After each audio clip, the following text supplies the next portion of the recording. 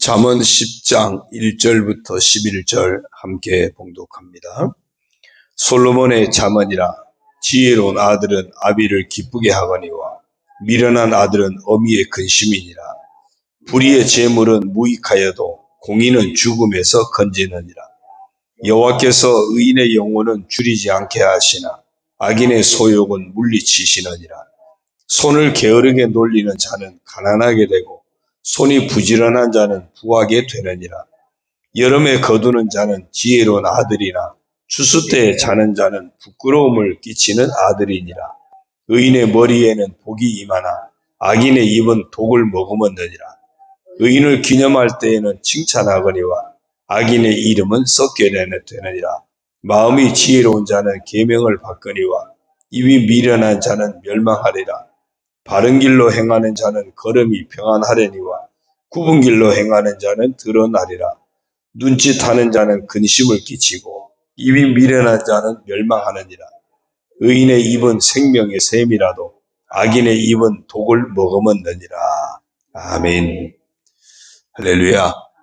오늘도 주님과 함께 하시는 복된 하루가 되시길 주님의 이름으로 축원합니다. 잠언 1장에서 9장까지는 하나님을 경외함으로 지혜로운 자가 되어야 한다. 하나님 앞에서 또 말씀 앞에서 바로 서는 자, 그래서 지혜로운 자, 의로운 자가 되어야 한다. 계속 강조했다면 이제 10장 1절부터 22장 16절까지 긴 그 내용 속에 정말 하나님을 경외함으로 얻게 된 이 지혜가 삶 속에 어떤 모습으로 나타날 것인가. 그러니까 오늘부터 22장까지 쭉 내용은 우리의 삶을 돌아보면서 내가 정말 하나님 앞에서 진짜 믿음으로 살고 있나, 하나님 말씀으로 살고 있나, 정말 하나님을 경외함으로 하나님이 주시는 참된 지혜를 품고 있나, 우리 자신을 돌아보게 하는 그런 말씀들입니다. 그래서 375개의 의인과 악인을 아주 대조적으로 표현해요. 의인은 이렇고 악인은 이렇고, 지혜로운 자는 이렇고 어리석은 자는 이렇고. 그래서 지혜로운 의인과 어리석은 악인의 삶을 대조하는 삶을 375가지를 계속 비슷한 내용이 반복적인 것도 많지만 강조하면서 정말 우리가 하나님 앞에서 또 하나님 말씀으로 정말 지혜로운 그런 의인의 삶을 살아야 할 것을 일깨워주는 그런 내용들이 반복되겠습니다. 오늘이 이제 그 중에 그 1절에서부터 11절까지의 내용을 이제 보면서 함께 말씀을 살펴보고자 합니다. 1절입니다. 솔로몬의 잠언이라. 오늘 참 정체성 안 했군요. 잊어버렸습니다. 왜 정체성 안 하고 내가 쳐다봤어요? 그랬구나. 오늘 정체성은 누가복음 9장부터 12장입니다. 그 중에 누가복음 9장 62절인데요. 제가 개인적으로 참 좋아하는 말씀이기도 합니다. 예수께서 이르시되 손에 쟁기를 잡고 뒤를 돌아보는 자는 하나님의 나라에 합당하지 아니하니라 하시니라. 쟁기를 잡고 뒤를 돌아보면요, 밭을 제대로 못 갈아요. 저도 어릴 때 한번 해본 적이 있는데 쟁기를 잡았으면 앞에 내가 목표 지점을 똑바로 보고 가야 제대로 갑니다. 믿음의 쟁기를 잡은 우리도 마찬가지입니다. 우리는 믿음의 쟁기를 잡고 믿음의 밭을, 인생의 밭을 가는 사람들이에요. 그러려면 우리의 분명한 목표, 하나님 나라를 향한 목표를 놓치지 말고 계속 가야 돼요. 그래서 이렇게 한번 선포하겠습니다. 따라합니다. 나는 믿음의 쟁기를 잡고 뒤를 돌아보지 않는 하나님 나라에 합당한 사람이다. 우리 모두 그렇게 하나님 나라에 합당한 복된 성도가 되기를 축원합니다. 1절입니다. 10장을 잠언 10장 1절입니다. 솔로몬의 잠언이라. 지혜로운 아들은 아비를 기쁘게 하거니와 미련한 아들은 어미의 근심이니라. 그럴 수밖에 없죠. 이 아들이 나가서요 행하는데 어딜 가든지 정말 지혜롭게 의롭게, 정직하게, 바르게, 또 하나님의 사람답게 그렇게 나가서 행동하면 그런 자녀를 둔 부모는 얼마나 기쁘겠습니까? 그런데 나가서 맨날 사고 치고 그냥 또 이렇게 문제 일으키고 사람들과 분란 일으키고 나가서 그냥 어디 가서 이상한 짓 하고 그러면 이 자식이 나가는 순간부터 부모는 걱정이죠. 얘가 오늘은 제대로 돌아올래나 제대로 돌아올래나 이 부모의 근심이 되는 거예요. 그러니까 부모에게 기쁨이 될 수도 있고 근심이 될 수도 있고 우리가 영적으로 보면요. 하나님 아버지 앞에서 우리가 기쁨이 될 수도 있고 근심이 될 수도 있는 거예요. 오늘도 우리가 하루를 시작했잖아요. 오늘도 우리 각자에게 하루가 주어졌단 말이에요. 그 하루가 시작된 우리를 하나님이 보시면서 오늘 쟤네들이 어떻게 살아갈래나 하나님이 기대하고 기쁨이 되는 그런 우리가 되었으면 좋겠습니다. 야, 오늘도 쟤네들 사고 안 쳤으면 좋겠다. 막 걱정하는 그런 자녀가 되면 안 되겠죠. 자, 그다음 2절입니다. 불의의 재물은 무익하여도 공의는 죽음에서 건지느니라. 3절까지요. 여호와께서 의인의 영혼은 줄이지 않게 하시나 악인의 소욕은 물리치느니라. 의인의 삶, 공의라 그랬죠. 공의. 그 다음에 또 의인의 영혼은 줄이지 않는다 그랬어요. 늘 존경받고 또 신뢰할 만하고 정말 하나님의 은총을 입어 행하고 그렇게 의의 삶을 추구하니까 그가 어디 가든지 정말 건진받을 것이고 하나님의 은총 속에 살게 될 테니까 줄이지 않을 테고 그렇게 되겠죠. 그러나 반대로 불의의 재물을 추구하는 사람, 온갖 악인의 욕망에 이끌려 행하는 사람, 그러면 자기가 거두어들인 재물이 자기를 넘어지게 하는 올무가 될 수도 있는 거예요. 자기의 욕망에 이끌린 그 모습이 스스로를 파멸로 이끌 수 있는 겁니다.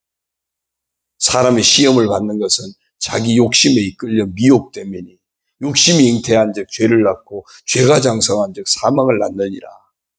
야고보 사도가 우리에게 전하고 있지 않습니까? 이 욕망은 굉장히 무서운 겁니다. 그래서 그 욕망이 악에서 나온 욕망이면 이거는 정말 심각한 거죠. 그래서 악인의 소욕은 물리친다. 불의의 재물은 무익하다. 그랬습니다. 스스로 파멸로 이끌기 때문에 그렇습니다. 4절이요. 손을 게으르게 놀리는 자는 가난하게 되고 손이 부지런한 자는 부하게 되느니라. 여기서 손이란 말이 두 번 나오죠. 이 두 번 나오는데 히브리어 원어는 다른 단어를 쓰고 있습니다. 먼저 앞에 손을 게으르게 놀린다. 이 손은 카프라고 하는 단어로 이제 열려 있는 손이다. 그런 의미에서 아무것도 하지 않는, 아무것도 잡고 있지 않아요. 입에 잡고 있지 않는 게으름을 상징하는 그런 표현이고요. 뒤에 손이 부지런한 자는 부하게 된다. 이 손은 야드라고 하는 단어인데 아주 이렇게 뭔가 긴장된, 막 근면하고 또 성실한 어떤 근면함을 상징하는 그런 의미에서 야드라는 단어가 쓰여졌어요. 그러니까 손을 게으르게 놀린다. 이미 그 손 자체가 아무것도 하지 않는, 그러니 뭐 가난할 수밖에 없겠죠. 반대로 부지런한 손은, 늘 근면한 손은 부하게 될 수밖에 없는 그런 정말 지혜로운 자는 하나님이 내게 원하시는, 기뻐하시는 일이 뭘까를 늘 찾아서 믿음으로 순종하려고 하는 그런 영적인 성실함, 영적인 근면함도 늘 있는 모습인 거죠. 영적으로 피폐한 사람은 그만큼 영적으로 게으른 겁니다. 말씀과 기도가 없이 살아가면 영적으로는 가난해질 수밖에 없는 거예요. 늘 말씀과 기도에 늘 부지런하면 영적으로 그만큼 부함을 얻게 하시는 겁니다. 5절이요. 여름에 거두는 자는 지혜로운 아들이나 추수 때 자는 자는 부끄러움을 끼치는 아들이니라. 그러니까 뭔가 늘 대비하는 사람, 뭔가 준비하는 사람은 지혜롭죠. 그러나 정말 추수 때 가장 분주할 때인데 그때 잠자고 있으면 그럼 아무것도 거둬들이지 못하잖아요. 그러면은 이거는 정말 안타까운 거죠. 그럼 뭐라 그랬어요? 부끄러움을 끼친다 그랬어요. 부끄러움을 끼친다. 우리가 오늘 이 삶 속에 이것이 어떤 생활과도 연결되지만 영적으로도 우리가 같이 계속 봐야 됩니다. 정말 하나님 나라를 믿음으로 바라보고 있다면 오늘 내게 주어진 인생을 그 나라 준비하는 부지런한 삶을 살아가야 하는 것이고요.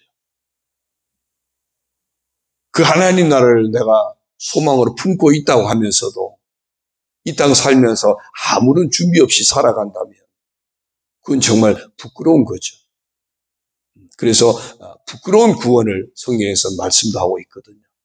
오늘 우리가 그런 지혜로운 아들이 되어서 하나님 나라를 늘 바라보고 깨어 준비하는 그런 지혜로운 아들로 살아가게 되기를 바랍니다.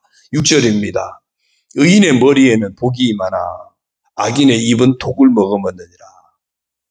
의인의 머리에는 복이 많다 그랬어요. 이게 무슨 얘기냐면 의인의 머리에는 늘 생각하는 게 의인의 머리는 생각하는 게 뭐겠어요? 늘 좋은 것만 생각 안 하겠습니까? 그렇죠? 늘 복된 일을 생각하고 정직한 것을 생각하고 사람들을 만나도 어떻게 내가 저 사람들에게 유익을 끼치고 저 사람들을 내가 기쁘게 할까? 이게 의인의 머리예요. 그러니 하나님이 그에게 복을 주시겠죠. 그러니까 악인의 입은 독을 머금었다 그랬어요. 악인은 차라리 말을 안 하는 게 낫죠. 왜? 독을 품고 있으니까 말을 하면은 계속 독이 뱉어지는 거죠. 거짓말이 나오고 포악한 말이 나오고 상처 주는 말이 나오고 그러니 거기에 무슨 복된 것이 있겠습니까? 그러니까 심은 대로 거두는 거예요. 심은 대로. 그러니까 우리가 정말 의인의 머리가 돼야 되고요. 의인의 입술이 되어져야 됩니다. 생각하는 것이 정말 늘 복된 것을 생각하고 또 이기적인 것이 아니라 함께 우리 공동체도 생각하고 제가 그런 말씀 아마 자주 드렸을 거예요. 우리는 나라고 하는 것을 자꾸 우리를 혼돈할 때가 많습니다. 오직한 우리나라 사람들은 다 우리예요. 내 남편도 우리 남편이라 그래. 누구랑 나누고 있는지 모르지만 내 아내를 갖다 우리 아내라 그래요. 그렇죠? 그러니까 남편이 여러 명인 거예요. 우리 아내는. 근데 그게 아니잖아요. 그러니까 우리 집이라 그래. 우리 집이라 그러는데 가족 입장에서 보면 되지만 다른 사람하고도 이야기하면서 우리 집이라 그러거든요. 사실은 내 집인데. 이 우리라고 하는 그 속에 우리가 착각하는 것이 많습니다. 우리라고 말은 하는데 실제로는 내가 되어서 이기적인 것이 굉장히 많습니다. 진짜 우리를 생각해야 되는데 함께 있을 때는 함께를 생각해야 되는데 함께 있으면서도 나를 생각하거든요. 교회 공동체 안에 있으면서도 교회 공동체를 어떻게 하면 아름답게 할까 해야 하는데 교회 공동체 안에서 나하고 관련된 거기만 먼저 생각하는 이게 나와 우리를 우리가 혼동할 때가 참 많습니다. 정말 의인의 머리는요 늘 진짜 우리를 생각하는 겁니다. 어떻게 내가 선하게 대할까? 어떻게 내가 속한 공동체를 아름답게 할까? 그런 모습들. 그게 우리가 놓치지 말아야 되는 중요한 모습이에요. 그 다음에 7절이요. 의인을 기념할 때에는 칭찬하거니와 악인의 이름은 썩게 되느니라 그랬어요. 의인은 칭찬이 열매겠죠. 악인의 이름은 부끄러움이에요. 이게 열매예요. 그러니까 심은 대로 거두는 거죠. 우리가 하나님 말씀을 가지고 하나님의 뜻을 따라 의로운 삶을 놓치지 않으면 반드시 칭찬의 열매를 거두게 돼요. 그래서 베드로 같은 경우도 칭찬과 영광과 존귀를 얻게 될 것이라고 선포하거든요. 반대로 늘 정말 악인의 삶을 살게 되면 그 이름은 부끄러운 이름이 되는 거예요. 부끄러운 이름이 돼요. 뭐 대형 범죄 저지른 이런 이름들, 역사 속에 막 등장하는 이름들이 있잖아요. 부끄러운 이름이에요. 저희 친구도 원씨가 있는데 가끔가다 장난치면 그러죠. 원균의 후손이라고. 이수지 장군하고 원균하면 늘 비교가 되는 거예요. 우리 교회는 원씨가 없죠. 이게 잘못되면 항상 부끄러운 이름이에요. 그럼 후손들까지도 부끄러워지는 거예요. 그게 정말 이름이 악인의 이름을 썩게 된다 그랬거든요. 그런 겁니다. 자, 그 다음에 8절에요. 마음이 지혜로운 자는 계명을 받거니와 입이 미련한 자는 멸망하리라. 똑같아요. 아까 6절에서 의인의 머리 얘기했잖아요. 그 마음이 지혜롭다고 이렇게 좀 표현을 달라졌어요. 마음이 지혜로운 사람은 늘 계명을 받아요. 하나님 말씀을 받는 거죠. 하나님 말씀에 충고를 받아요. 하나님 말씀에 경고도 받을 줄 알아요. 하나님 말씀에 권면도 받을 줄 알아요. 디모데후서 3장 16절에 뭐라 그랬어요? 모든 성경은 하나님의 감동으로 된 것으로 뭐죠? 교훈과 책망과 바르게 함과 의로 교육하기 유익하다 그랬거든요. 다 받는 거예요. 마음이 지혜로운 사람은. 그런데 입이 미련한 사람, 이 사람은 그 마음에 이런 말씀을 받을 줄 모르니까, 그러니까 입이 미련할 수밖에 없는 겁니다. 늘 오히려 자기 자랑이 붙들리게 되고 교만 떨게 되고 그러면서 불순종하게 되고 그러니 멸망의 길로 갈 수밖에 없다는 겁니다. 그 다음에 9절입니다. 바른 길로 행하는 자는 걸음이 평안하려니와 굽은 길로 행하는 자는 드러나리라. 그럴 수밖에 없죠. 바른 길로 정도로 걷는 사람은요 평안한 겁니다. 떳떳한 거죠. 떳떳한 거예요. 하나님 말씀을 따라 걷는 길, 하나님의 말뜻을 따라 선한 길을 걷는 삶, 그 길은 하나님이 그 걸음을 평안하게 하실 겁니다. 반대로 굽은 길로 행하는 자는 드러나리라. 들통난다는 거예요. 악한 길, 불의한 길, 거짓된 길, 이런 어떤 인생의 잘못된 길로 걷는 사람, 들통 안 날 것 같은데요. 들통이 난다는 거예요. 술에 잔뜩 취한 사람이요. 자기는 똑바로 걷는 줄 알거든요. 자기는 똑바로 걷는다고 그래요. 나 지금 똑바로 가고 있다고. 근데 뒤에서 보면은 술에 잔뜩 취한 사람은요, 왔다 갔다 하는 거예요. 근데 본인한테 물어보면 자기는 지금 똑바로 가고 있다고 그래요. 자칫 잘못하면 우리가 인생도 이렇게 살 수 있어요. 자기는 똑바로 산다고 하는데 모두가 볼 때 아닐 수 있어요. 정말 우리가 영적으로 보면 말씀이 있는 사람과 없는 사람이 차이예요. 그 앞에 하나님이 있는 사람과 하나님이 없는 사람의 차이예요. 늘 하나님이 계시고 말씀이 있는 사람은 그 길을 바른 길로 가게 돼 있고요. 하나님이 없이 살고 말씀이 없이 사는 사람은 자기는 똑바로 간다고 하지만 자기 욕망에 이끌린 그 길은 굽은 길이에요. 다 드러나게 되어 있다는 겁니다. 들통나는 거예요. 10절입니다. 눈짓하는 자는 근심을 끼치고 입이 미련한 자는 멸망하느니라. 눈짓한다는 것은 악한 것을 이렇게 꾸미는 것을 말해요. 서로 막 눈짓해가면서 이게 나쁜 짓을 모의하는 것, 그게 눈짓하는 거고요. 그 다음에 입이 미련한 자는 아까 우리 그 8절에서 보았잖아요.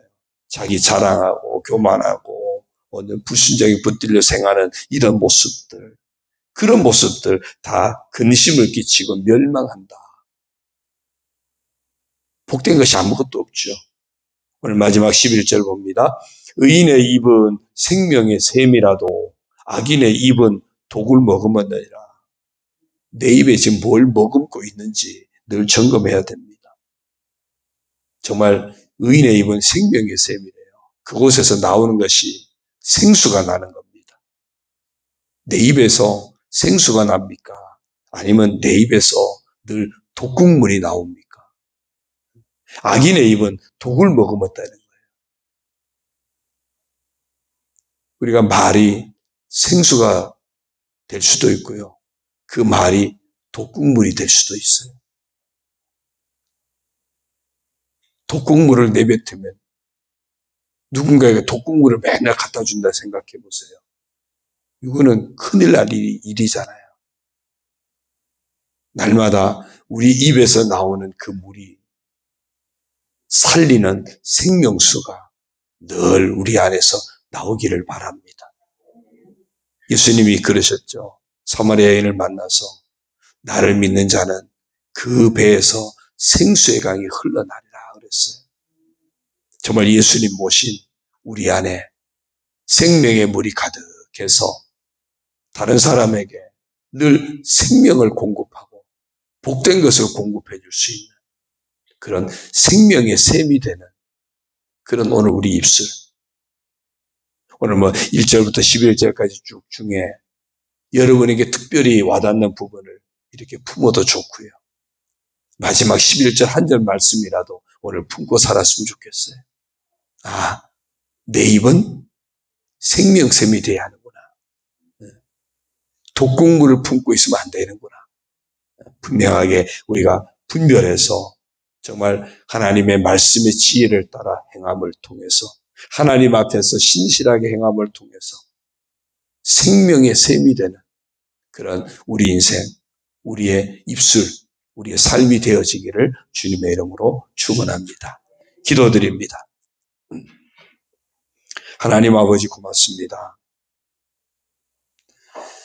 믿음의 길을 걸어가는 저희들 언제나 하나님 앞에서 하나님 말씀을 품고 우리의 표대인 하나님 나라를 바라보고 바르게 걸어가는 그런 하나님 나라에 합당한 사람 다 되게 하여 주옵소서. 그러기 위해서 정말 우리 속에 하나님 말씀이 늘 채워 있게 하여 주시고 그 말씀을 따라 우리의 생각이 늘 의로운 생각, 복된 생각들로 가득하게 하시고 그 하나님 말씀의 이끄심 따라 우리의 입술에 생명수가 가득한 생명샘이 되어지는 그런 복된 믿음의 사람, 지혜로운 믿음의 사람, 신실한 믿음의 사람, 하나님 아버지 앞에 언제나 기쁨이 되는 그런 복된 믿음의 사람으로 이 하루도 살아가게 하여 주옵소서. 매 순간순간 우리의 삶을 돌아보면서 하나님 아버지 앞에 정말 근심이 되지 않도록 하나님 나라를 늘 준비하는 삶을 깨어서 살아가는 신실한 하나님의 사람 되게 하여 주옵소서. 우리 언제든지 부르시면 가야 합니다. 언제든지 정말 주님 앞에 서야 하는 인생입니다. 그러므로 이 땅 사는 동안 믿음을 잘 지켜내게 하시고 사명도 잘 지켜내게 하시고 예비된 멸류관의 자리에 기쁨으로 참여할 수 있도록 정말 늘 우리 곁에서 힘이 되시고 도우시는 주님 의지하고 악한 사자 입에서 건지시는 주님 의지하고 천국까지 인도하시는 그 주님을 의지하고 믿음으로 이 하루도 살아가게 하여 주옵소서. 아버지 하나님, 우리 사랑하는 모든 성도들 한 분 한 분에게 주님이 정말 오늘도 은혜 가운데 함께 하심을 믿습니다.